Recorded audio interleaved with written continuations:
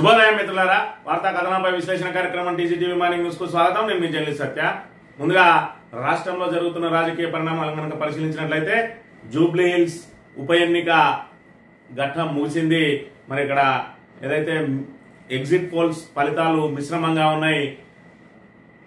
ఎన్నికలకు 2 రోజుల ముందు వరకు కూడా బీఆర్ఎస్ దే ఏకపక్షం అన్నటువంటి మరి ఇక్కడ ప్రీ పోల్ సర్వేలన్నీ కూడా ఎగ్జిట్ పోల్స్ వచ్చేటప్పటికి కాంగ్రెస్ పార్టీ పెద్ద ఎత్తున దొంగ ఓట్లు వేయించిందని చెప్పి మరి ఇక్కడ కాంగ్రెస్ అనేక రకాల ప్రలోభాలకు గురి చేసింది. ఓటర్లను యథేచ్ఛగా చీరల పంపిణీ, డబ్బుల పంపిణీ పోలీసుల సాక్షిగా చేపట్టడం మూలంగా మరి ఇక్కడ జూబ్లీ హిల్స్ ఓటర్లు టర్న్ తీసుకున్నారా అనేది కొంత మీమాంసగా మారి మరి ఇక్కడ ఎగ్జిట్ పోల్స్ లో మిశ్రమ ఫలితాలు కనబడతా ఉన్నాయి. ఏదైతే ఆ ఏపీ ఎన్నికలకు సంబంధించి కానీ మరి ఈ మధ్య జరిగిన ఎన్నికలు ఏవి జరిగినా కూడా కేకే స్ట్రాటజీస్ సంస్థ మాత్రం ఖచ్చితమైన మరి ఇక్కడ దాని ఏదైతే దాని సర్వే ఫలితాలను అందించింది. మరి అందులో భాగంగా ప్రీ పోల్ సర్వేలో కూడా ఏకపక్షంగా బీఆర్ఎస్ కే విజయం తథ్యం అని చెప్పినటువంటి కేకే స్ట్రాటజీస్ సంస్థ ఎగ్జిట్ పోల్స్ ఫలితాలన్నీ మరి వివిధ సంస్థలు ప్రకటించిన తర్వాత ఒక రోజు ఆలస్యంగా కేకే సర్వేస్ మరి స్ట్రాటజీస్ సంస్థ ఖచ్చితంగా బీఆర్ఎస్ కే జూబ్లీ హిల్స్ ప్రజలు పట్టం కట్టబోతా ఉన్నారు. దొంగ ఓట్లను అధిగమించి ఏకపక్షంగా జూబ్లీ హిల్స్ ఓటర్స్ అంతా కూడా మరి ఇక్కడ బీఆర్ఎస్ కే ఓటేసిందని చెప్పి మరోవైపు ఎంఐఎం మద్దతు ఇచ్చినప్పటికీ కూడా ముస్లింలు చాలా వరకు కేసీఆర్ కే మద్దతుగా ఉన్నారని చెప్పి ఖచ్చితంగా 8% ఓట్ల తేడాతో మరి ఇక్కడ బీఆర్ఎస్ గెలవబోతా ఉన్నదని చెప్పి మరి కేకే సంస్థ కేకే స్ట్రాటజీస్ సంస్థ అయితే బల్లగుద్ది మరి చెప్తున్న వేళ జూబ్లీ హిల్స్ ఎన్నికల ఫలితం అనేది ఉత్కంఠగా మారింది. నిన్నటి వరకు కాంగ్రెస్ వైపే ఉంటది అనుకున్న వాళ్ళకు కూడా ఈ రోజు కేకే సర్వే ఫలితాలు చూసిన తర్వాత మరి ఇక్కడ ఈ మిశ్రమ ఏదైతే ఈ వీళ్ళు ఇచ్చినటువంటి సర్వే రిపోర్ట్లు మిశ్రమ రిపోర్ట్లతోటి మరి ఇక్కడ ఎవరు కూడా మేధావులు కూడా అంచనా వేయలేకపోతా ఉన్నారు. మొత్తానికైతే జూబ్లీ హిల్స్ ఉప ఎన్నికకు సంబంధించి మరి ఓటింగ్ ఏ విధంగా అయితే జరిగిందో కౌంటింగ్ కూడా అదే ఉత్కంఠగా సాగబోతా ఉన్నదని చెప్పి మరి ఇక్కడ తెలియవస్తా ఉన్నది. మరోవైపు చూసుకున్నట్టయితే బీసీ రిజర్వేషన్ తేల్చకుండానే మరి ఇక్కడ స్థానిక సంస్థలకు వెళ్లడానికి ఇక్కడ ప్రభుత్వం సమాయత్తం అవుతున్నట్టుగా తెలుస్తుంది. 42% తోటి ఏదో జీవో ఇచ్చి చేతులు దులుపుకొని బీసీలను మభ్యపెట్టే ప్రయత్నం చేసినటువంటి ప్రభుత్వం ఈ రోజు దాన్ని హైకోర్టు నిలువరించడంతో మరి 25% తోటే కేవలం బీసీలకు 25% రిజర్వేషన్ తోటే స్థానిక సంస్థల ఎన్నికలు వెళ్ళడానికి 15వ తేదీన జరిగే కేబినెట్ సమావేశంలో నిర్ణయం తీసుకోబోతా ఉన్నాయి. మరోవైపు మరి ఇక్కడ ఏదైతే బీసీ జేఏసీ ఉన్నదో ఖచ్చితంగా 42% ఏదైతే అమలు చేయకుండానే ఎన్నికలకు వెళ్ళినట్లయితే మరి ఇక్కడ మీ కాంగ్రెస్ పార్టీ భడతామని చెప్పి హెచ్చరిస్తున్న పరిస్థితిని కూడా మనం ఇక్కడ చూడవచ్చు. వార్తా కథనాలను కనుక పరిశీలించినట్లయితే ముందుగా నమస్తే తెలంగాణలో కమలం కీలకతం. కాంగ్రెస్ కోసం కాడివారేసి చేతికి ఊతకర్రగా మిగిలిన బీజేపీ కేంద్రంలో అధికార పార్టీ హైదరాబాద్ మహానగరంలో 3 ఎంపీలు సహా తెలంగాణలో దాదాపు సగం పార్లమెంట్ స్థానాలను కైవసం చేసుకున్న పార్టీ. అలాంటి పార్టీ జూబ్లీ హిల్స్ ఉప ఎన్నికల్లో ఎందుకు కాడిపడేసింది? ఢిల్లీలో కాంగ్రెస్ తో బీజేపీ కుస్తీ, తెలంగాణలో మాత్రం దోస్తీ. ఎంఐఎంతో చెట్టాపట్టాలు వేసుకున్న పార్టీతో చీకటి ఒప్పందం. 8 మంది చొప్పున ఎంపీలు ఎమ్మెల్యేలున్నా కనిపించారు ప్రచారం. డిపాజిట్ గల్లంతని సీఎం ఎద్దావా చేసినా స్పందించిన నేతలు. గతానికి భిన్నంగా జూబ్లీ హిల్స్ ఉప ఎన్నికల్లో ఈసీ వ్యవహార శైలి. విచ్చలవిడిగా 100 కోట్ల నగదు పంపిణీ చేసిన కాంగ్రెస్ నామమాత్రంగా 3 కోట్లు పట్టుకున్న అధికార యంత్రాంగం. జూబ్లీ హిల్స్ లో బోగస్ ఓట్లు, దొంగ ఓటర్లపైన ఉదాసీన వైఖరి. ఈసీ ప్రేక్షక పాత్రతో బట్టబయలైన కాంగ్రెస్ బీజేపీ మిలాఖత్. బీజేపీ చరిత్రలోనే ఇదో విచిత్ర పరిస్థితి అంటున్న పరిశీలకులు పపార్టీ అస్తిత్వాన్ని పణంగా పెట్టి కాంగ్రెస్ గెలుపు కోసం తాతాలాడింది.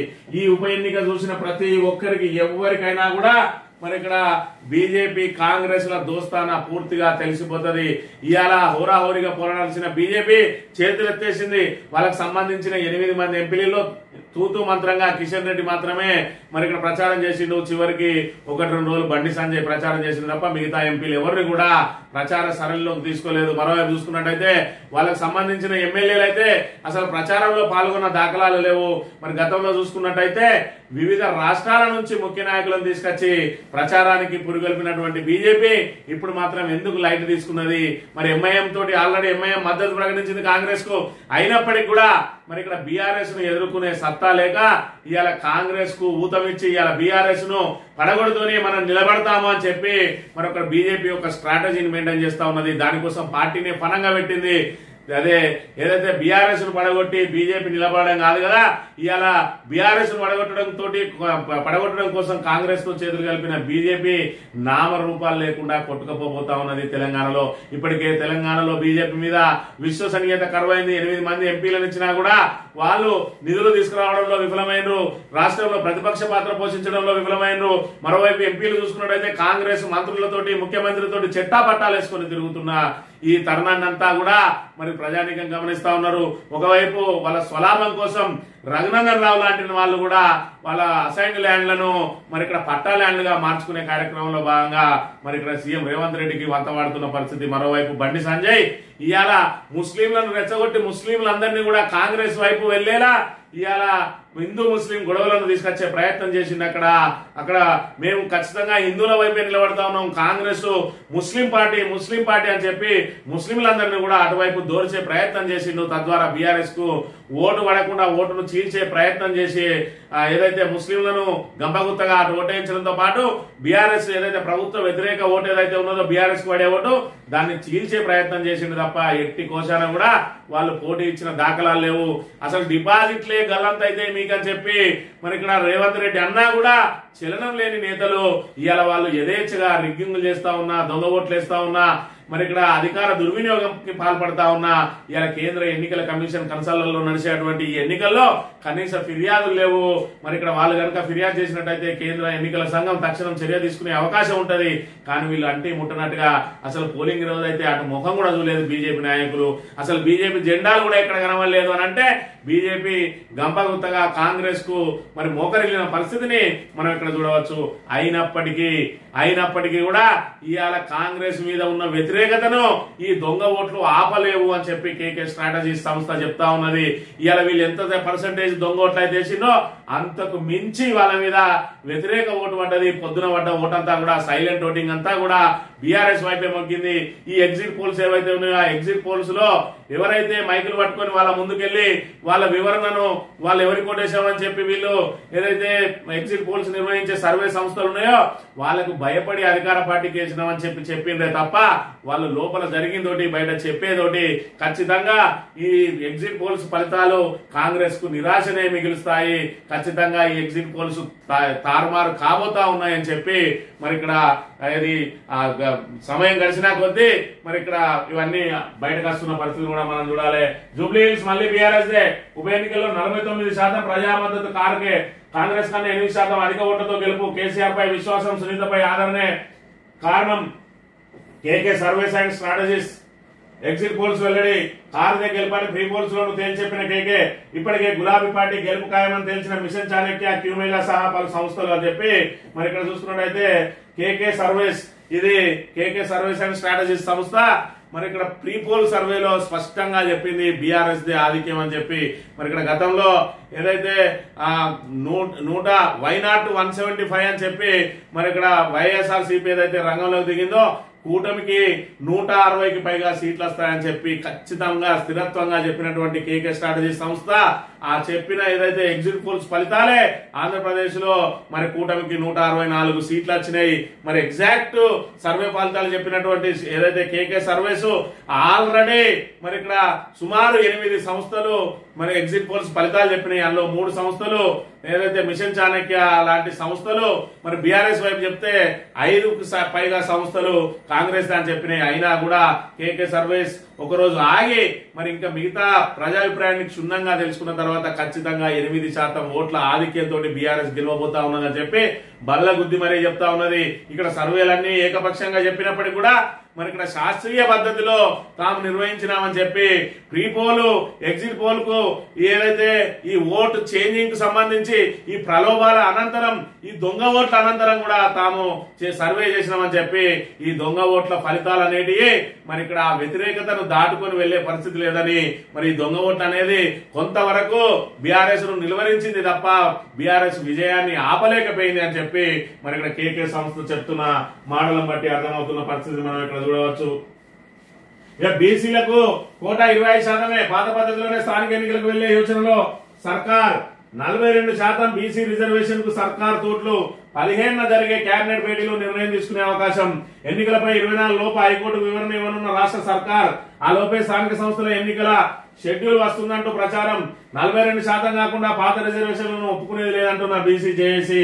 మరి ఇప్పటి వరకు బీసీలకు ఏదైతే 6 గ్యారంటీల పేరుతో ఏ విధంగా అయితే తెలంగాణ ప్రజానీకాన్ని అంతా కూడా మోసం చేసిందో, 2500 ఇస్తా అని ఆడబిడ్డలను, 4000 పెన్షన్ ఇస్తా అని పన్నుటాకులను, అదేవిధంగా 6000 పెన్షన్ ఇస్తా అని దివ్యాంగులను, 15,000 రైతు భరోసా ఇస్తా అని రైతులను, మరి 15,000 ఇస్తా అని చెప్పి రైతు మరి ఏదైతే కౌలు రైతులను 12,000 ఇస్తా అని, రైతు కూలీలను 12,000 ఇస్తా అని, ఆటో డ్రైవర్లను మరి ఇక్కడ స్కూటీలు ఇస్తా అని చెప్పి, యువతులను కళ్యాణ లక్ష్మి తులం బంగారం ఇస్తా అని చెప్పి ఆడబిడ్డలందరినీ ఏ విధంగా అయితే మోసం చేసిందో, ఇవాళ బీసీలకు కూడా మరి ఇక్కడ 42% రిజర్వేషన్ అమలు చేస్తామని చెప్పి అలవి గాని హామీనిచ్చి మరి ఇక్కడ బీసీల చెవుల్లో పువ్వులు పెట్టి అధికారంలోకి వచ్చి దాని నుంచి బయటపడేందుకు మరి ఇక్కడ ఏదైతే అసెంబ్లీలో తీర్మానం పేరుతోటి అసెంబ్లీలో మరి ఇక్కడ తీర్మానం చేసి ఆ తర్వాత ఆర్డినెన్స్ తీసుకొచ్చి ఆ తర్వాత జీవోని తీసుకొచ్చి మరి అది చెల్లుబాటు కాదు. ఇలా ఖచ్చితంగా 42% జీవో ఏదైతే 42% రిజర్వేషన్ అమలు కావాలంటే కేంద్ర ప్రభుత్వం మీద ఒత్తిడి తీసుకొచ్చి మరి ఇక్కడ ఇలా పార్లమెంటరీ పక్షమంతా కూడా పార్లమెంట్ లో పోరాటం చేసి 42% కోసం ప్రభుత్వం మీద ఒత్తిడి తీసుకురావాల్సింది పోయి జంతర్ మంతర్ దగ్గర తూతూ మంత్రంగా ధర్నా చేసి వచ్చి ఇలా మళ్ళా కోర్టు ఒత్తిడి మేరకే తాము ఎన్నికలు పెడుతున్నామని చెప్పే విధంగా 25%కే పరిమితం చేయబోతా ఉన్నది. మరి మాట్లాడిన మాటలు ఎటువైనా రేవంత్ రెడ్డి పెద్ద పెద్ద మాటలు మాట్లాడిన పొడుగు మాటలు. ఇవాళ ఆ సూర్యుడు ఇటుమొలిచినా ఈ చంద్రుడు అటుమొలిచినా 42% అమలు చేసి తీరుతాం, ఎవరు అవునన్నా కాదన్నా అన్నాడు. ఇవాళ ఎవరు అవునన్నా కాదన్నా 42% ఎందుకు అమలు చేస్తలేరు? ఇవాళ బీసీలు గమనించాలే, ఇవాళ కేవలం బురదలో బండేసి దాటుకెళ్లే ప్రయత్నమే చేస్తా ఉన్నాడు రేవంత్ రెడ్డి తప్ప ఏది కూడా వాళ్ళకు చిత్తశుద్ధి లేదు అనే విషయాన్ని గమనించాలి. ఖచ్చితంగా 42% కనుక స్థానిక సంస్థల ఎన్నికల్లో అమలు చేయకపోతే బీసీ అనేవాడు ఎవడు కూడా ఇవాళ కాంగ్రెస్ కోటేయద్దు. ఖచ్చితంగా కాంగ్రెస్ కు బుద్ధి చెప్పాలి. బీసీలందరూ కూడా ఐక్యంగా ఉండి ఇదే ఐక్యతను చాటి అన్ని పార్టీలను మరి ఇక్కడ ఖచ్చితంగా వాళ్ళ గల్లా బట్టి మరి గద్దె దించేలా మనం ప్రయత్నాలు చేయాలి. ఇవాళ స్థానిక సంస్థలనే కాదు ఈ 42% అనేది రేపటి రోజున చట్టసభల్లో కూడా అమలు కావాలంటే ఈ ఉద్యమాన్ని ఇదే విధంగా కొనసాగించాలి.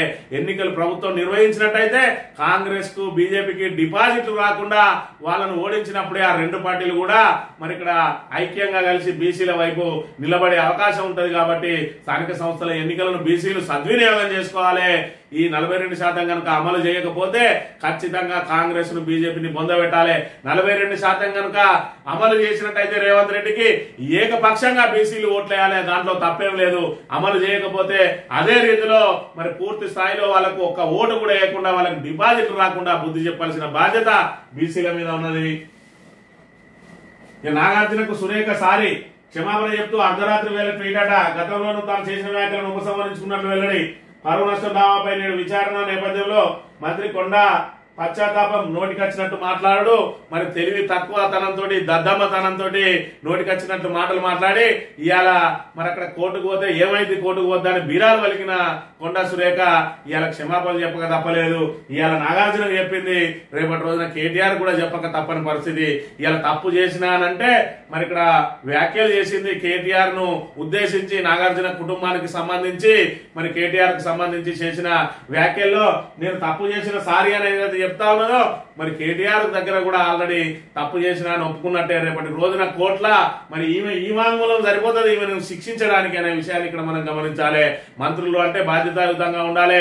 ఒక మహిళా మంత్రి అయి ఉండి ఒక మహిళ పట్ల అనుచిత వ్యాఖ్యలు చేసి ఇలా బహిరంగంగా మరి ఇక్కడ క్షమాపణలు చెప్పుకోవాల్సిన దుస్థితికి వచ్చింది. ఇలా కాంగ్రెస్ ప్రభుత్వంలో ఉన్న మంత్రులు ఏ విధంగా మాట్లాడుతూ ఉన్నారు, ముఖ్యమంత్రి ఏ విధంగా అయితే మాట్లాడుతూ ఉన్నాడో తలబిరు స్థానంతో మరి ఇక్కడ ఇవాళ వాళ్ళ మంత్రులు కూడా అదే విధంగా మాట్లాడి అవాస్ పాలవుతున్న పరిస్థితిని కూడా మనం ఇక్కడ చూడవచ్చు.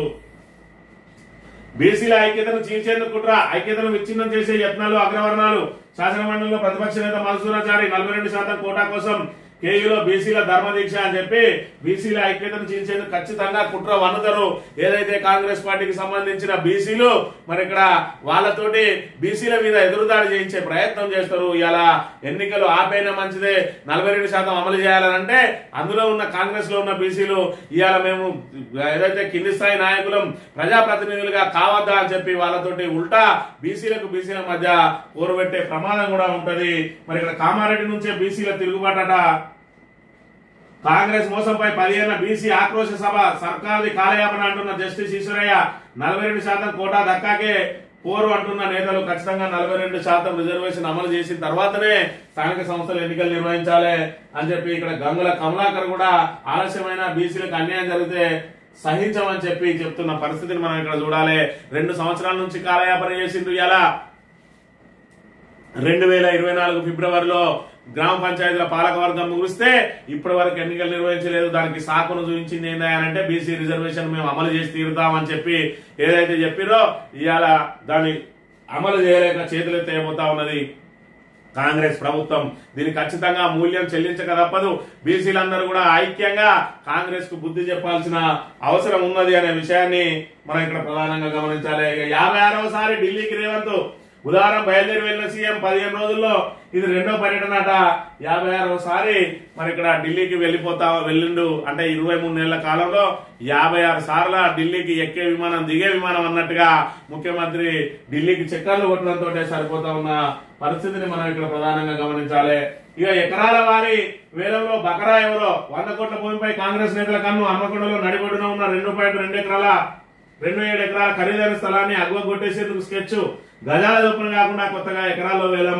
నాయకుల ఒత్తిడితో కూడా యాక్షన్ నోటిఫికేషన్ ప్లాట్ చేసి విక్రయిస్తే సర్కారుకు ఎక్కువ ఆమ్దాని అని చెప్పి మరి ఇక్కడ ఏదైతే గజాల చొప్పున అంటే 150 గజాలు 200 గజాలు కనుక చేసి ఆ గజాల చొప్పున చేసినట్టు అయి ఉంటే మరి సామాన్యులు కూడా అందులో మరి ఏదైతే ఆ వేలంలో పాల్గొని వారిని కొనుగోలు చేసే అవకాశం ఉంటది.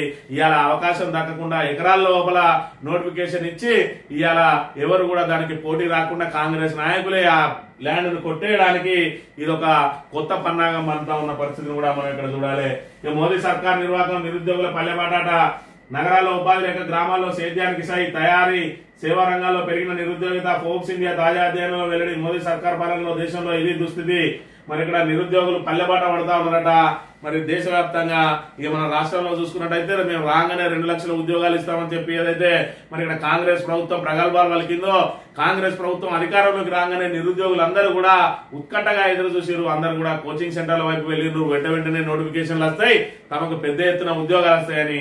కానీ కేసీఆర్ ఇచ్చిన ఉద్యోగాలు తప్ప ఇవాళ రేవంత్ రెడ్డి ఇచ్చింది ఏమీ లేదు. దాంతో నిరుద్యోగులందరూ కూడా మరి ఇక్కడ వాళ్ళు కూడా పల్లెబాట పట్టి ఆఖరికి వ్యవసాయం చేసుకోవాల్సిన దుస్థితిని తీసుకొని వచ్చిండు.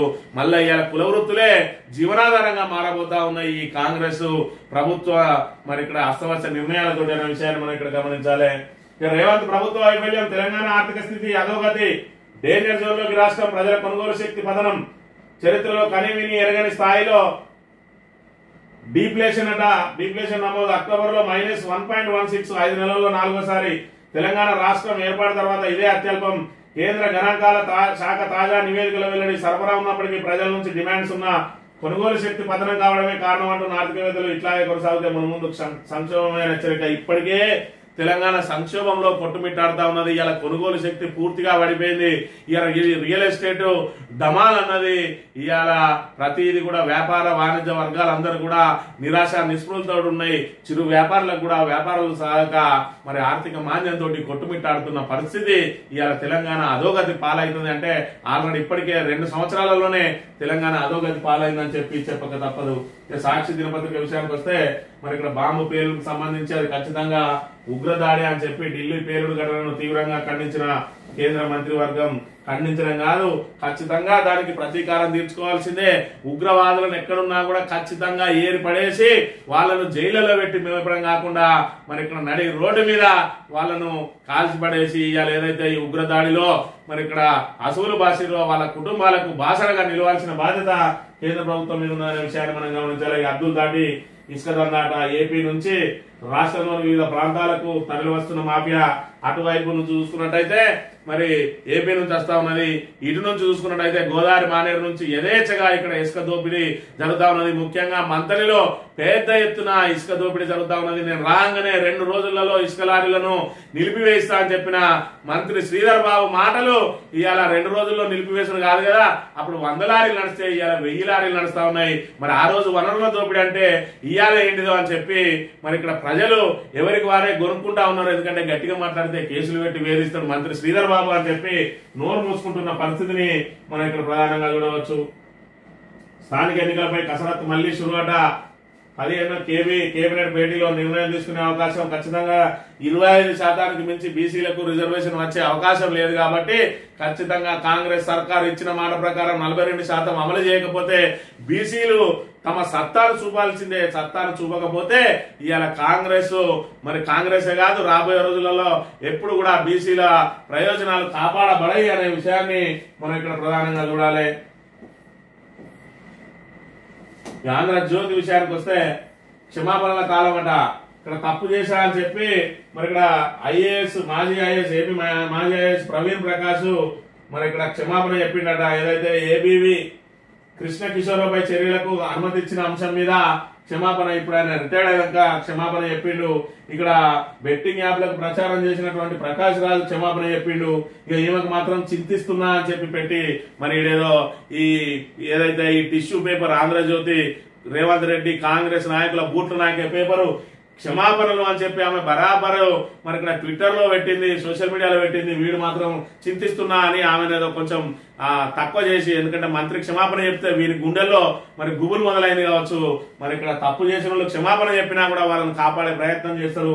దాన్ని కూడా కమ్యూనికేట్ కాకుండా చేసే ఈ టిష్యూ పేపర్ ఏ విధంగా వార్తలు రాస్తుందో దీన్ని బట్టి మనం చూసుకోవాలి. ఇక టర్కీ నుంచి కుట్ర ఆపరేషన్ సింధూర్ దెబ్బతో టర్కీ కేంద్రంగా జైషే మహమ్మద్ సంస్థ కార్యకలాపాలు. ఫరీదాబాద్ ఉగ్రవాదులు అక్కడి నుంచి ఆదేశాలు. భారత్ లో ఒకేసారి 200 బాంబు పేలుళ్ల కుట్ర. దీపావళికి అమలు చేయాలని ప్రణాళిక. అది తప్పడంతో డిసెంబర్ 6న దాడికి పద్నాంగం. ఉమర్ నబీ జరపాలని నిర్ణయం. సహచరులు దొరికిపోవడంతో ఎర్రకోట వద్ద ఆత్మాహుతి దాడి. పోలీసుల అదుపులో ఉన్న డాక్టర్ ముజమ్మిల్ వెల్లడి. హర్యానాలో మరో కారు గుర్తింపు. భూటాన్ నుంచి తిరిగి వచ్చిన ప్రధాని మోడీ ఆసుపత్రిలో క్షతగాత్రులకు పరామర్శ అని చెప్పి ఇలా ఆపరేషన్ సింధూర్ ద్వారా ఏదైతే అవమానం ఎదుర్కొన్నదో పాకిస్తాన్, ఏ విధంగా అయితే తమ ఓటమిని అంగీకరించి కాళ్ళబేరానికి వచ్చి మరి ఇక్కడ మమ్మల్ని రక్షించండి అని చెప్పి అమెరికా దగ్గరికి ఇతర దేశాల దగ్గరికి పోయి మరి మోకరిల్లి ఇలా కాల్పుల విరమణకు ఏదైతే భారత్ తోటి కాళ్ళబేరానికి వచ్చి కాల్పుల విరమణ చేయించుకున్నటువంటి పాకిస్తాన్ తన వక్రబుద్ధిని మాత్రం మార్చుకోవడం లేదు. మళ్ళీ పాకిస్తాన్ ఉగ్రవాద సంస్థ జైషే మహమ్మద్ ఇక్కడ పాకిస్తాన్ కేంద్రంగా కాకుండా టర్కీ కేంద్రంగా మొన్ననే చూసినాం. ఏదైతే భారత్ పాకిస్తాన్ యుద్ధం నేపథ్యంలో టర్కీ నుంచి డ్రోన్లను సప్లై చేసింది టర్కీ. మరి ఇక్కడ పాకిస్తాన్ కు ఇవాళ టర్కీ అనేది ఖచ్చితంగా భారత్ కు మరి శత్రు దేశంగా మారింది అనే విషయాన్ని మనం ఇక్కడ గమనించాలి. ఇలా ఉగ్రవాద కార్యకలాపాలు మళ్ళీ టర్కీ నుంచి మొదలైనవి. ఇలా ఆత్మాహుతి దాడులు జరపడానికి కూడా మరి ఇక్కడ వైట్ కాలర్ మరి ఏదైతే జాబులు చేసే వాళ్ళని కూడా ఇందులోకి మలుచుకుంటా ఉన్నారు. ఉన్నత విద్యావంతులు, ప్రాణాలు కాపాడాల్సిన డాక్టర్లే ఇవాళ ప్రాణాలను తీసే ఆర్డిఎక్స్ బాంబులను మరి అమర్చడం, ఆత్మాహుతి మరి దాడులు చేయడం అనేది ఇవాళ మరి ఇక్కడ ప్రజలందరినీ కూడా ఆశ్చర్యానికి గురి చేస్తున్న అంశాన్ని మనం ఇక్కడ చూడవచ్చు. జూబ్లీ హిల్స్ లో ఓటు చిత్రాలట. ఓటైన వారు డబ్బులు తిరిగి ఇవ్వాల్సిందే. పార్టీల బూత్ కమిటీ సభ్యుల డిమాండ్. బస్తీల కాలనీలో ఓటర్ లిస్ట్ ఆధారంగా ఓటైన వారిని గుర్తిస్తున్న నేతలు. ఓ ఇంట్లో 18 ఓట్లుంటే పోలైనవి 4. మిగిలిన 14 మంది డబ్బులు ఇచ్చేయాలని హుకుం. ఓటైన వారి నుంచి డబ్బు వసూలు చేసి కాలనీలో పనులకు ఇవ్వాలనే యోచన. అపార్ట్మెంట్లలో సగం మంది ఓటైన వైనం. ఇలా కాంగ్రెస్ చూసుకున్నట్టయితే 80% మందికి ఇవాళ డబ్బులు పంపిణీ చేసింది. ఆ 80% మందిలో మరి 50% మంది కూడా వచ్చి ఓట్లేదు. 48.57 వచ్చింది. మరి 50% కూడా వేయలేదు అని అంటే సుమారు 30% మందికి అదనంగా డబ్బులు ఇచ్చినామని చెప్పి ఇలా ఏదైతే ఏజెంట్లు మరి అదే బూతుల వైజ్ గా పోతారో వాళ్ళు ఎవరెవరు వచ్చిందో అనేది టిక్కు పెట్టుకుంటారు. ఆ టిక్కులలో రాని వాళ్ళు ఎవరైతే ఉన్నారో వాళ్ళ ఇళ్లకి వెళ్ళి మీకు ఇన్ని డబ్బులు ఇచ్చినాం, మీరు రాలేదు, మరి మాకు డబ్బులు ఇచ్చేయండి అని చెప్పి మరి ఇక్కడ బాజాప్తా ఓటు వేయని వాళ్ళ దగ్గర నుంచి రిటర్న్ వసూలు చేసుకుంటా ఉన్నారట. మరి ఇది కూడా ఒక రకమైన కొత్త సంప్రదాయానికి తెరదీసినట్టే మనం ఇక్కడ గమనించవచ్చు. చలిముట్టల్లో తెలంగాణ కోల్డ్ వేవ్ జోన్ లో రాష్ట్రం వచ్చే 3 రోజులు మరింత చలి. 12.5 నుంచి 8.5 డిగ్రీలు పడిపోయే అవకాశం. సిర్పూర్ యూలో 10.2 డిగ్రీలు నమోదు. ఉష్ణోగ్రతలు పడిపోవడంతో ఆరోగ్య సమస్యలు రాబోతా ఉన్నాయి. మరి ఇక్కడ చూసుకున్నట్టయితే చలిముట్టల్లో తెలంగాణ ఎగ్దం మరి వాతావరణం చేంజ్ అయిపోయింది. ఇవాళ ఉష్ణోగ్రతలు పూర్తిస్థాయిలో పడిపోతా ఉన్నాయి. ఒకే సమయంలో మరి ఏదైతే ఏకకాలంలో ఉష్ణోగ్రతలు పడిపోవడంతో అనారోగ్యాలకు బారిన పడే అవకాశం ఉంటుందని చెప్పి మరి ముందస్తు హెచ్చరికలు చేస్తున్న పరిస్థితిని కూడా మనం గమనించవచ్చు. ఈనాడు దినపత్రిక విషయానికి వస్తే అసలు గురి ఎర్రకోట. దాని చుట్టూ జనవరిలో పదే రెక్కి కీలకంగా ముజమ్మిల్ కదలికలు. మొబైల్ టవర్ల డేటాలో ఆధారాలు. రిపబ్లిక్ డే వేడుకలో 26/11 తరహా విధ్వంసానికి కుట్ర. విస్తృత బందోబస్తు అప్పుడు వమ్మైన ప్రయత్నం అని చెప్పి మరి ఇక్కడ ఎర్రకోట మీదనే ఏకంగా దాడి చేయాలని చెప్పి ప్రయత్నం చేసినట. ఏదైతే మరి ఇక్కడ గణతంత్ర దినోత్సవం రోజున ప్రధాని మరి అక్కడి నుంచి ఏదైతే మాట్లాడతారో అక్కడ రాష్ట్రపతి ఎర్రకోట మీద రాష్ట్రపతి మరి అక్కడి నుంచి జెండా ఎగరేస్తాడు, ప్రధాని సహా అందరు కూడా అందులో పాల్గొంటారు. కాబట్టి దాన్ని లక్ష్యంగా చేసుకొని అక్కడ దాడులు చేయాలని చెప్పి ప్రయత్నం చేసింది. కానీ పెద్ద ఎత్తున సెక్యూరిటీ ఉండడంతో అది వీలు కాలేదట. ఆ తర్వాత డిసెంబర్ 6న మరి ఇక్కడ బాబ్రీ మసీద్ విధ్వంసం ఏదైతే రోజు ఆ కూల్ చేసిన రోజు అయితే ఉన్నదో ఆ దాన్ని లక్ష్యంగా చేసుకుని డిసెంబర్ 6న పేలుడు చేయడానికి 2900 కిలోల ఆర్డీఎక్స్ అక్కడ, తర్వాత ఈ కారులో పెట్టుకొని తిరుగుతా ఉన్న డాక్టరు మరి ఇక్కడ వాళ్ళందరూ కూడా దొరికిపోయిందని చెప్పి తెలియడంతో వీడు ఆత్మాహుతి దాడి చేసి ఆ బాంబును పేల్చేసి తాను కూడా ఆహుతి అయిపోయిండు. మొత్తానికైతే వీళ్ళను మరి ఇక్కడ పోలీసులు, భద్రతా బలగాలు, మరి ఇక్కడ ఏదైతే మిలిటరీ వీళ్ళందరూ కూడా సంయుక్తంగా మరి ఏదైతే పెద్ద ఎత్తున మరి ఏదైతే ఉగ్రవాదుల కుట్రలను పసిగట్టి ఆ పెద్ద సంఖ్యలో ఉన్నటువంటి 2900 కిలోల ఆర్డీఎక్స్ ను స్వాధీనం చేసుకోవడంతో ఈ రోజు వివిధ నగరాల్లో భారీ పేలుళ్లను మరి అడ్డుకోగలిగినారు. అయినప్పటికీ కూడా మరి దురదృష్టవశాత్తు ఎర్రకోట దగ్గర అది కార్ బాంబు ఆత్మాహుతి దాడితోటి 12 మంది మృత్యువాత పడ్డారు. ఏదేమైనా పాకిస్తాన్ తన బుద్ధిని మాత్రం మర్చిపోవడం లేదు అని చెప్పి దీని ద్వారా తేటతెల్లమైంది. ఇది ఈ రోజు మార్నింగ్ న్యూస్. రేపు వెళ్తాం. Thank you very much.